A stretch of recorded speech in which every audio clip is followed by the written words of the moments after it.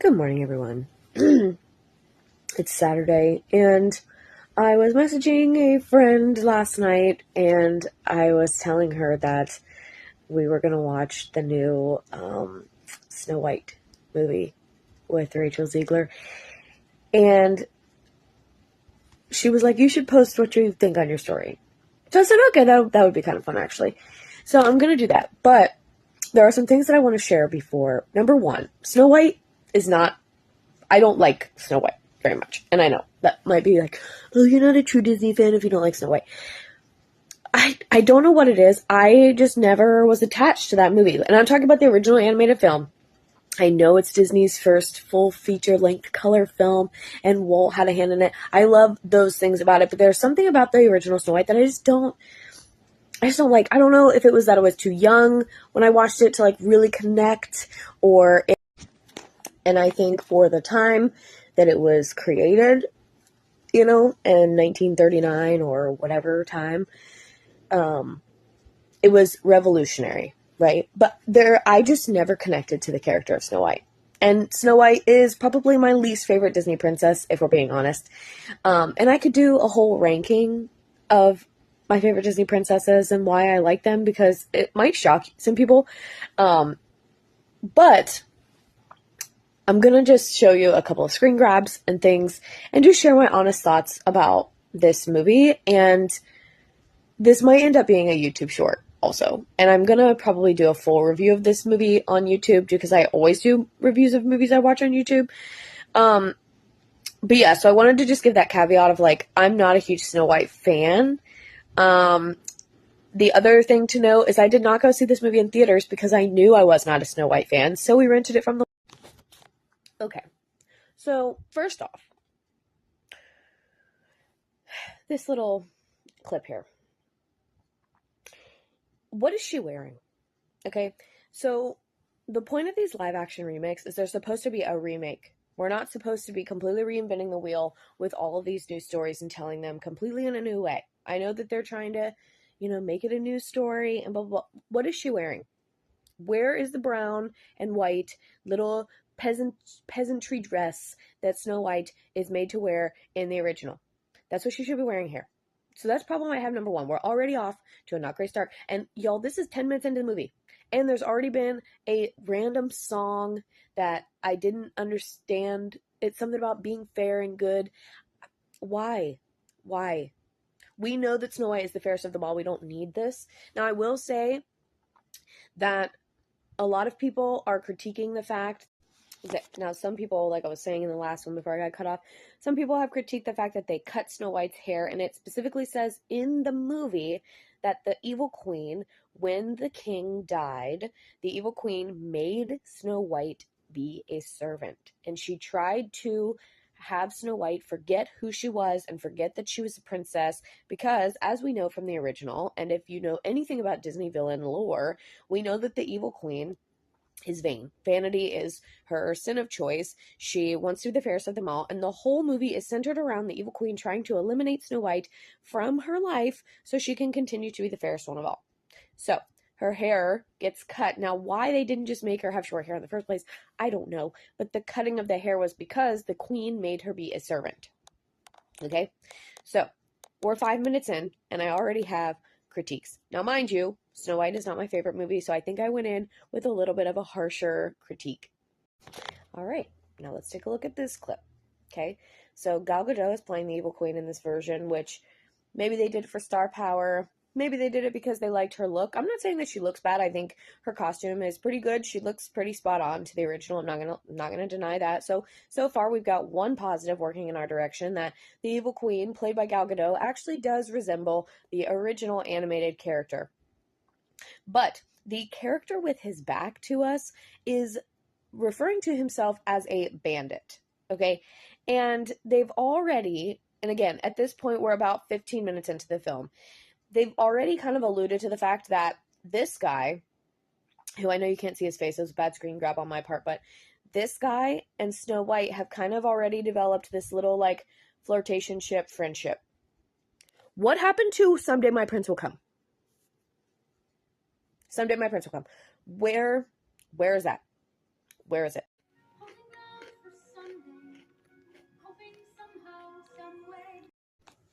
All right, moving on. Now we get to the scene where the huntsman is assigned to take her out into the woods. There was a popcorn bucket made of the queen's little box. I'm going to skip over that one. And at first, when I was watching this last night, I was pretty enraged by the fact that we were already in the blue and yellow dress. But now, upon further review and upon looking into images from the original, I actually think that was a mistake on my part. I do think that she does put the dress on as she's going into the woods with the huntsman because they're going on like an outing. So it is supposed to be her like nicer dress. And she thinks they're going apple picking and he tries to kill her, right? And so at first I was really, really mad about this, but now I'm realizing that maybe my anger was a little too hasty because like I said, when reviewing images from the original to compare, I did see the bird. As I said, there is a specific image that I encountered when doing my comparison shot a few slides back of the birds pulling her through the woods by her red cape. Now, in the live action one, they ditched the cape, but the dress itself is okay. I think, again, I go back to this is a live action remake, so you should be doing as close to the original as you should, or as you can, as you're capable of. Now, I do know that there have been lots of Snow White remakes that are not affiliated with Disney. However, I still feel like the dress could have been a little bit better, but compared to the original version, if you guys have seen that, go look it up because this is a much better landing spot. But yeah, we're about 20 minutes in at this point. All right, now let's talk about the dwarves. So that clip was not a good clip. That was a bad screen grab on my part, but I was trying to enjoy it, trying to be present, trying to really take it all in. I have several thoughts about this section of the film in particular. Let's start with the things that I liked. So, as a big fan of the Disney parks, one of the rides at the Florida Magic Kingdom is the Seven Dwarfs Mine Train. And so, in this scene, the dwarves actually ride in the mine train, which I'm not sure if that happens in the original because it's been a very long time since I watched the original. But they actually ride in the mine train. You can see the mine train kind of do this motion to resemble the motion of the ride. I always love in these live action remakes when we show homage to the ride. Secondly, the scene takes place in the mine. Like I was saying, the scene actually takes place in the mine, which does happen in the original, and the ride takes obviously the original animation style, put them in animatronic, put the dwarves in the mine, and the ride is fun, it's light, it's vibrant, and the scene in the mine is my favorite scene in the ride. Now, they tried to take some of the scenes from the ride and put them in this version, like when Dobby takes the 2 diamonds and he's putting them on his eyes. They did that, and just all the colors and having it be dark with all the colors. I think this scene is very visually stunning, but it's important to note that it was done all on the computer. So it's very easy to make things look good when you're doing them all with CGI animation. That's my biggest problem with the dwarves. I think they look creepy. I don't like them. I can't find a single redeeming quality about these animated dwarves. And I know that there was a big brouhaha with Disney, and I will say that my husband, I think, feels differently about this. There was a scene that we watched after this one involving Dopey, and I made the comment that I thought Dopey looked creepy, and he said that he kind of thought Dopey looked cute. So I think it could go either way.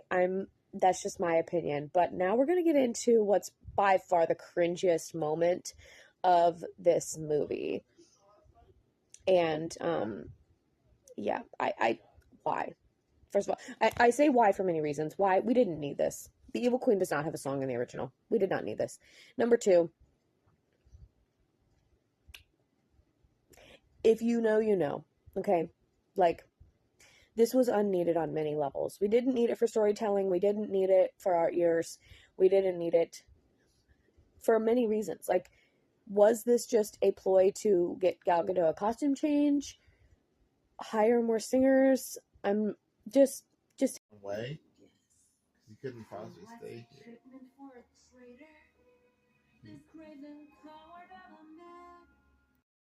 okay. So on Sunday, I shared that it has been a minute since I've watched the original Snow White. I'm not even sure if, like, 2 years ago when JC came to Disney with my family, we like went through and binged a lot of the classic Disney ones, but I'm pretty sure Snow White wasn't one of them because that was one of the ones that she had already seen. So it has been a long time since I've seen the original Snow White. However, I don't remember Dopey speaking at all. I also don't remember, but maybe he does whistle, but I don't remember him speaking at all. And we'll get to that in a little bit. But in this scene in particular, the other dwarves had kind of started teasing him, making fun of him. My husband actually said that he was like, "Oh, I feel bad for Dopey. Like, you're supposed to feel bad for him." It is a little like pull. Anyway, so in this scene, she ends up teaching him how to whistle, which then leads into Whistle While You Work. And I'll show you guys a little, we'll do a little screen clip so you can see the song. Whistle While You Work, Hi Ho, and Dig Dig Dig are the only 3 songs that were carried over from the original. And we'll talk more about that at the end as well. But anyway, in this scene, she teaches him how to whistle. And yeah, okay, so let's get into Whistle While You Work.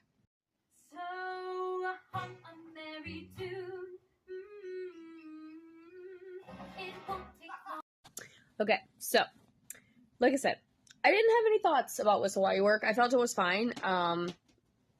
She sounds fine. All of the dwarves are CGI, as we've already said. So, I didn't have any major complaints about this.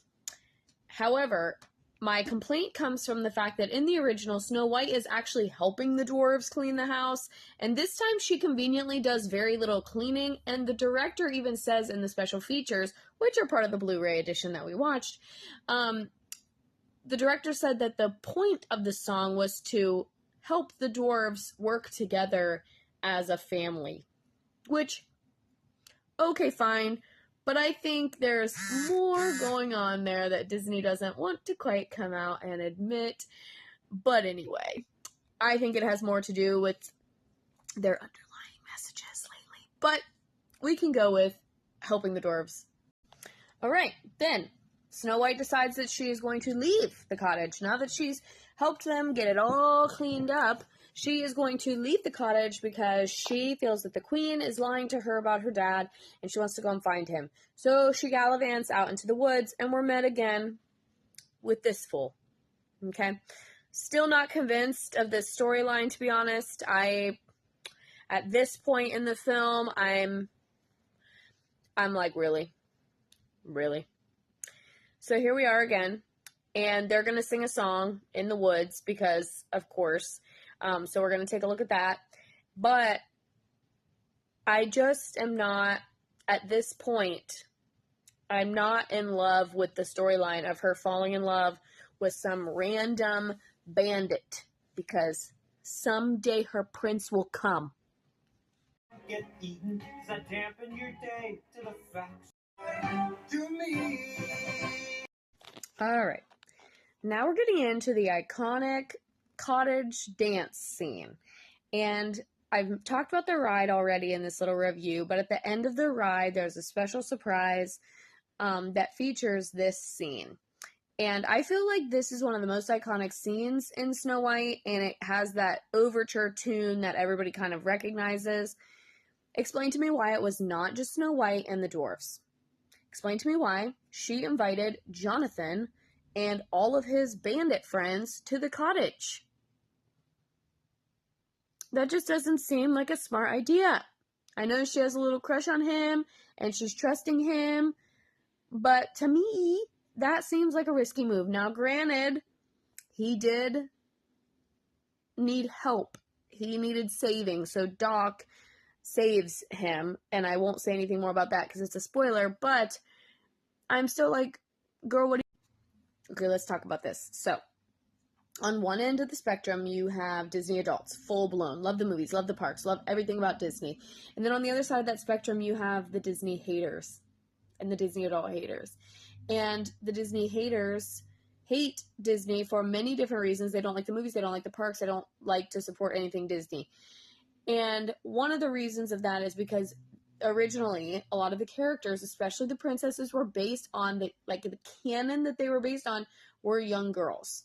And Snow White in particular, if I'm recalling correctly, Snow White is supposed to be 14, if not younger, in the original rendition of the film. So she's 14 when she goes out into the woods to be, and then she starts helping these dwarves clean their house, which the dwarves are obviously old men. They talk about that in the new one. They're like 200 years old or something. And so, you know, some would say they have a valid argument. Snow White is very young. And some people feel that the dwarves and the prince end up taking advantage of her because she is young.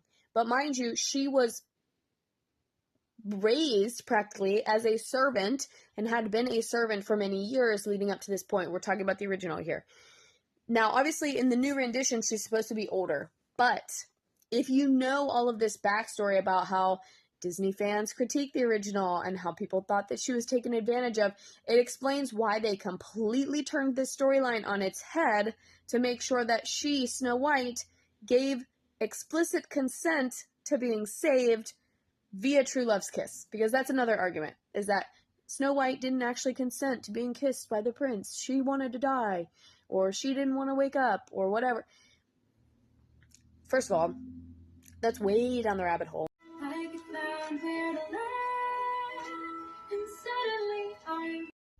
If you said Tangled, you're right. We've got fireflies, we've got a love song, we've got a dreamy night by the fire. Put it on a boat, and you've got Tangled, At Last I See the Light. And I told Lucas when we were watching it, I was like, this is giving Tangled.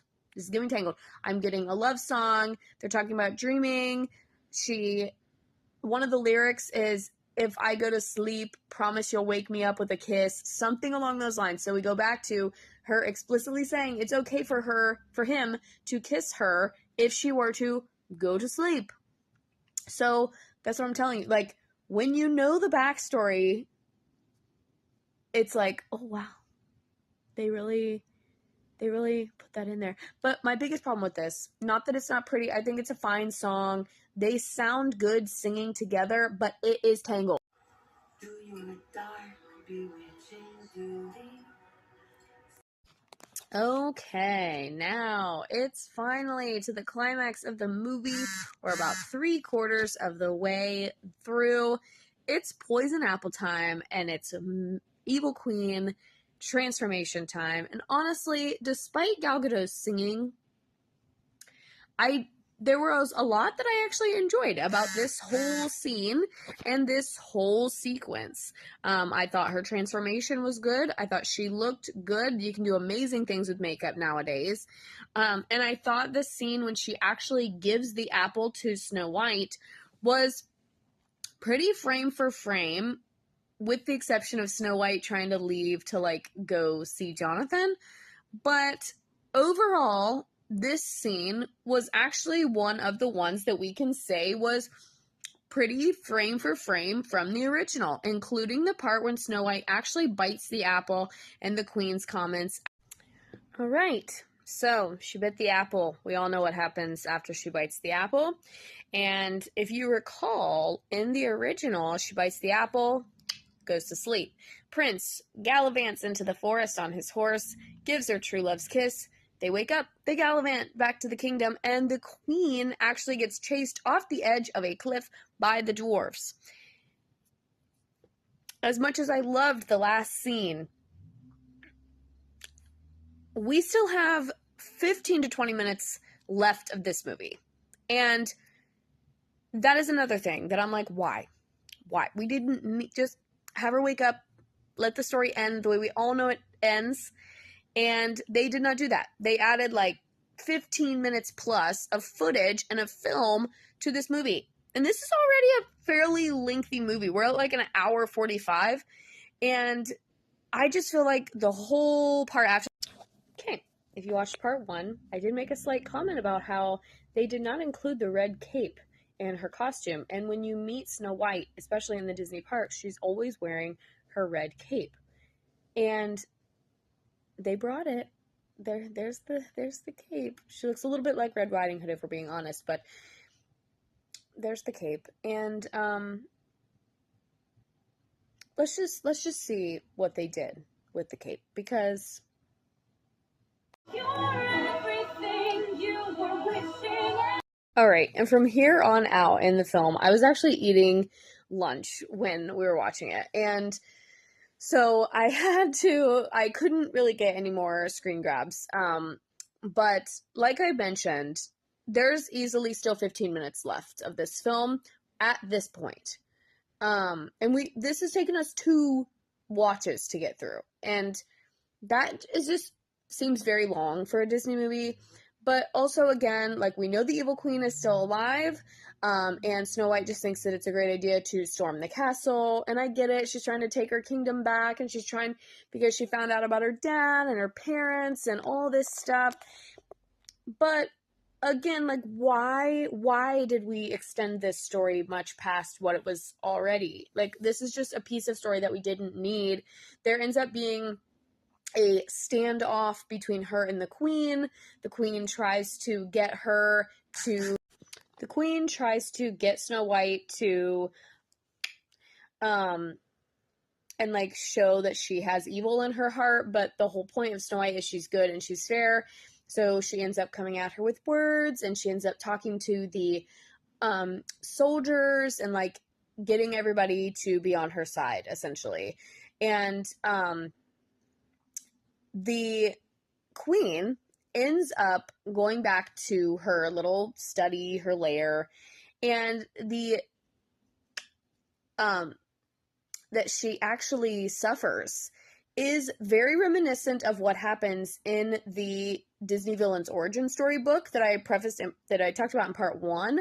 The Evil Queen story is the first in that series, and the way that she ends up leaving the story is very similar in both of those renditions. She actually becomes a victim to her vanity. Anyway, the queen ends up becoming a victim of her own sin, which is, as we know, vanity. That's why she's in the mirror all the time. And I think that's a justifiable way to go, and gives her a little bit more justice and a little bit more of an ending that suits that than in the original. And then after that,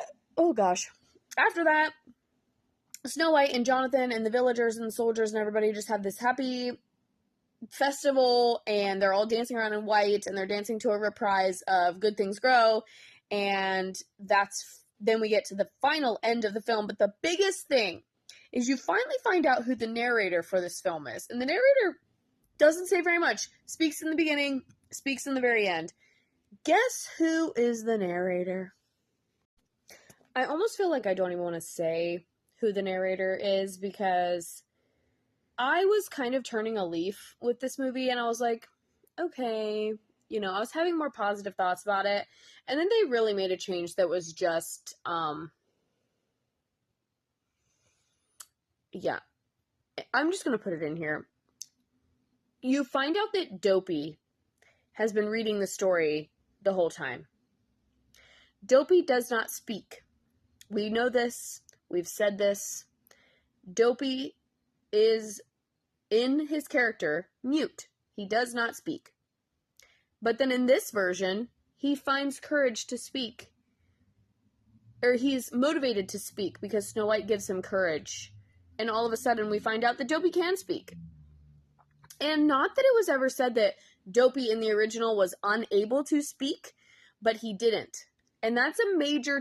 And I just think back to, I've talked a little bit about the controversies around this movie, talked about Disney adults versus Disney haters. But at the root of it all, right? This entire story, this entire movie, this entire company was founded by one man. And in a way, or in my mind, if I was working for a company that was started by this man, I would try and do everything in his legacy.